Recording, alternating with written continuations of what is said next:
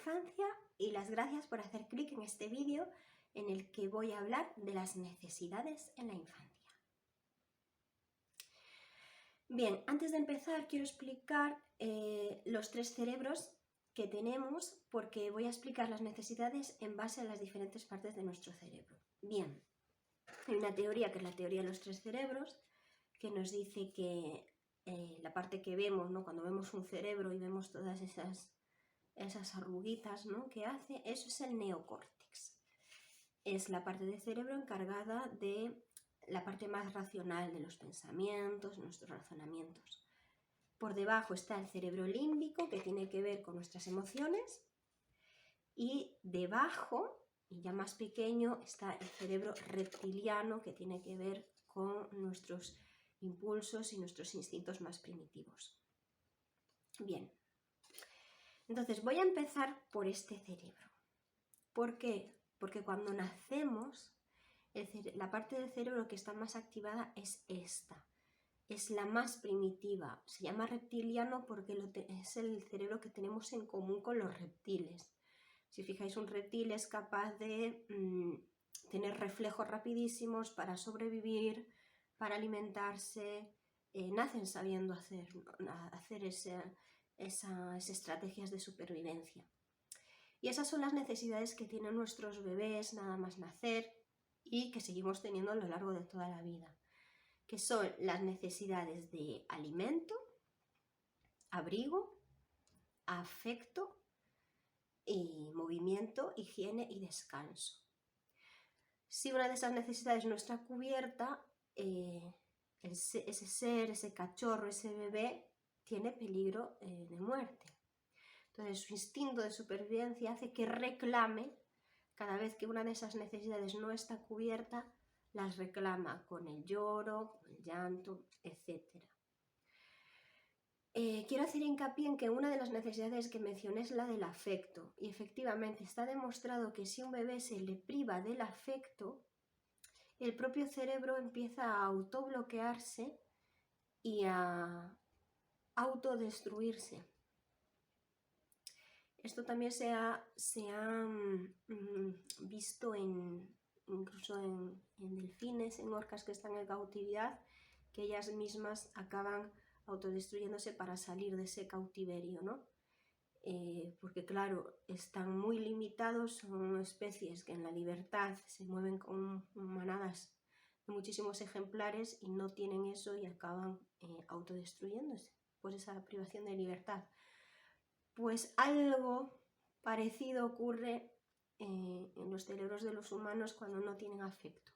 Es como si le privaran, es decir, a efectos prácticos y neuronales, es como si le privaran de alimento, como si le privaran de descanso, como si le privaran de movimiento. Es como necesidades imperiosas. Repito, es alimento, abrigo, afecto, movimiento, higiene y descanso. Bien, ahora vamos, encima del reptiliano está el cerebro límbico, el que tiene que ver con las emociones. Bien, ahí ya entra todo lo que tiene que ver con sus relaciones sociales, porque tú sientes emociones en relación con tu entorno, con las plantas, con los animales, pero realmente tus primeras emociones son a partir de tus figuras de apego. Suele ser la madre, a partir de la alimentación del pecho se establece un vínculo afectivo con su madre. Es decir, todo lo que tiene que ver con las relaciones sociales. En la medida en la que el grupo es más grande y se va relacionando y va conociendo más ejemplares de su especie, va poniendo en práctica pues esas habilidades sociales, va sintiendo emociones, va desarrollando afectos hacia esas personas. Y ahí aparece esa necesidad de pertenencia al grupo. En educación todo está relacionado con todo, ¿no? Las clasificaciones se nos hacen un poquito difíciles porque todo está relacionado con todo, ya lo veréis. La pertenencia al grupo es una necesidad porque nuestra especie para sobrevivir necesita de la familia, o en otros animales se le habla de la manada, ¿no? El efecto manada es necesario porque si estás solo, pues tienes altas probabilidades de ser devorado, de no sobrevivir. Entonces tenemos esa necesidad de vínculo emocional con los nuestros y sentir que pertenecemos a ese grupo y no a otro. Porque eso se refleja también en nuestra necesidad de identidad, de saber quiénes somos. Y nosotros somos aquellas personas que tienen en común lo que tienen los demás miembros del grupo. De hecho, de forma inconsciente, un niño acaba aprendiendo el lenguaje de su grupo. Si en ese grupo hay 2 idiomas, aprende esos 2 idiomas. Si en ese grupo hubiera 3 idiomas, se aprenderían los 3 idiomas. Y aparte los aprende de una manera muy, muy inconsciente y muy sencilla. A ojos de los adultos nos parece muy sencilla porque lógicamente el bebé no estudia cómo hablar ni nada, se aprende de forma natural por la simple razón de que su vida depende de la calidad de comunicación con su grupo, ¿no? Entonces son necesidades ya que tienen que ver con la relación, pues la emoción, el cariño, el afecto, el amor, el sentido de pertenencia, el tener su propia identidad. Y luego está esa necesidad suya en relación también con el entorno de autonomía, de decir, lo hago yo solo. Enseguida todos los niños del mundo tienen una fase en la que dicen yo solo, yo sola, ¿no? Y es por eso, porque tienen necesidad de sentirse capaces. Ahora, cuando ya se sienten un poquito más mayores, cuando se dan cuenta de que son independientes de los demás miembros del grupo, aunque pertenecen a ese grupo, pueden hacer actividad independiente, empiezan a tener esa necesidad y a querer satisfacerla, ¿no? Y tratan, prueba-error, de experimentar, de explorar, de probar cosas e intentar qué pasaría si hiciera esto, no me ha salido, voy a volver a intentarlo. Y esa sensación de ser capaz y de ser autónomo les influye muchísimo, todo está conectado una vez más, les influye muchísimo en su autoconcepto y su autoestima. Necesitamos saber quiénes somos.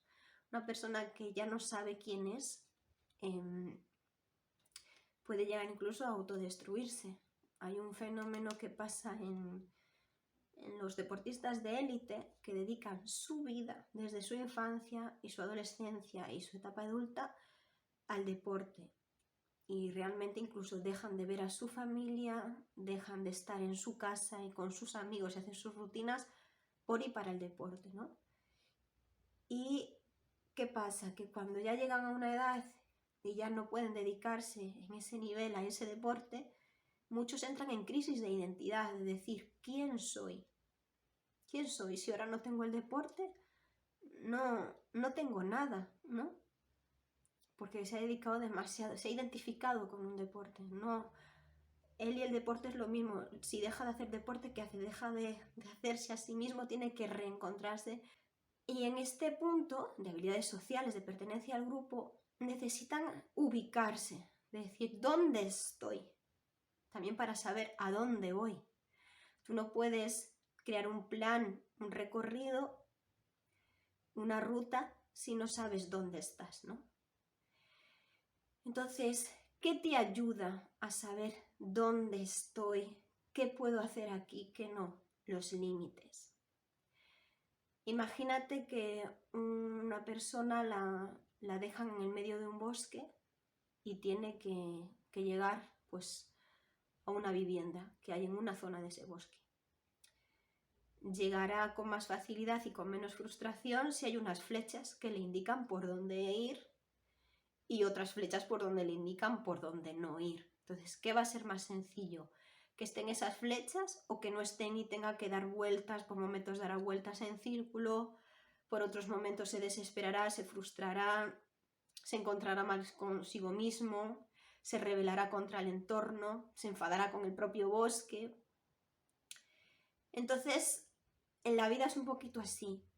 Entonces, los adultos y el grupo tiene que mostrarle a ese niño, a ese bebé, bueno, a ese niño sobre todo, las flechas por donde debe ir y las flechas por donde no debe ir. Y esos son los límites.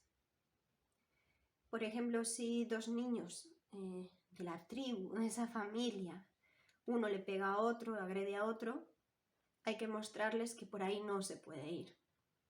Por ese camino no es bueno ir, porque pues la agresión solo trae más agresión, trae frustración, trae daño, trae dolor. No es el camino a recorrer. Entonces hay que marcarle el límite de lo que se debe hacer. Bueno, pues si hay este conflicto, el conflicto se puede resolver de esta manera, de esta otra y de esta otra.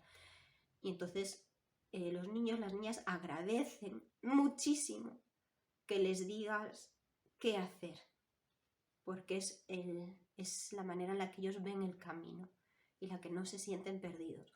Un niño que no tiene límites es un niño que se siente perdido, que demanda, que llama la atención para que le digan por dónde ir. Por eso los niños que no tienen límites en casa, a veces en el colegio nos damos cuenta de que, tienen conductas disruptivas y vemos que es que no hay límites en casa. Entonces los está buscando desesperadamente en el colegio, de ahí que se porten mal. Realmente cuando un niño se porta mal es porque no se siente bien, se siente perdido, se siente desorientado. Bien, después de hablar del cerebro reptiliano y de los instintos y el límbico, que es el de las emociones, vamos a hablar del tercer cerebro, que es el neocórtex.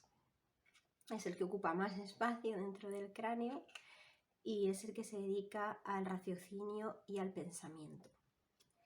Y en este sentido también los niños tienen una gran necesidad de exploración, de experimentación a través de los sentidos, a través de las manos, y a partir de ahí, a través del cuerpo, del movimiento, es que llegan los aprendizajes al cerebro, y con esos aprendizajes pues también sobreviven y se adaptan a lo largo, en el día a día, ¿no?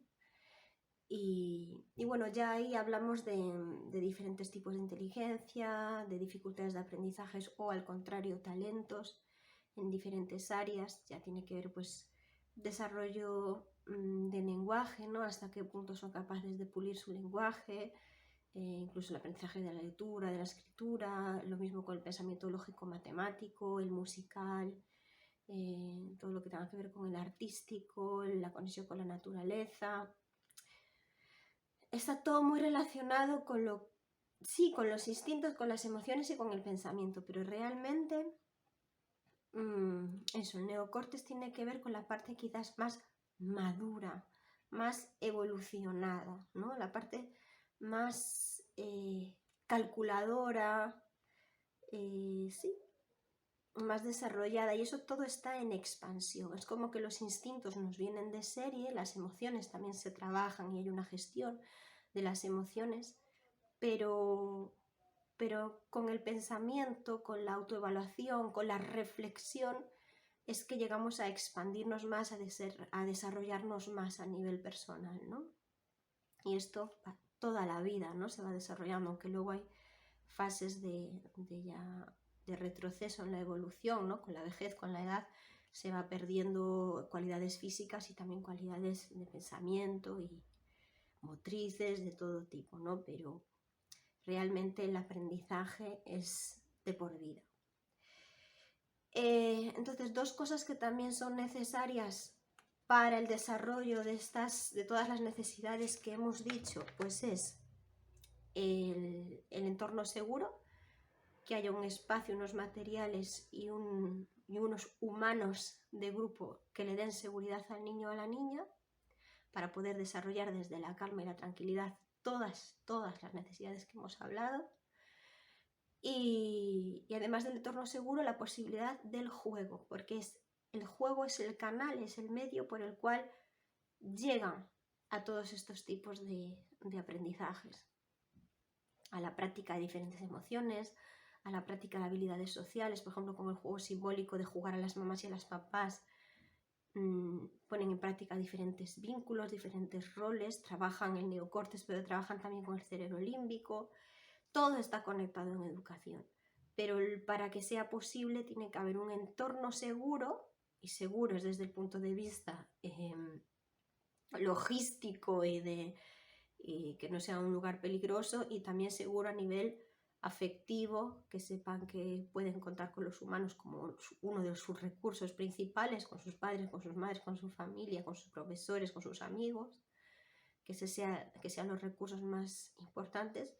y que tengan tiempo para hacerlo de forma natural, que es siempre a través del juego. Bien, pues esto ha sido todo por hoy y espero que te haya gustado mucho este vídeo y nos vemos en el siguiente. Un besito. Chao.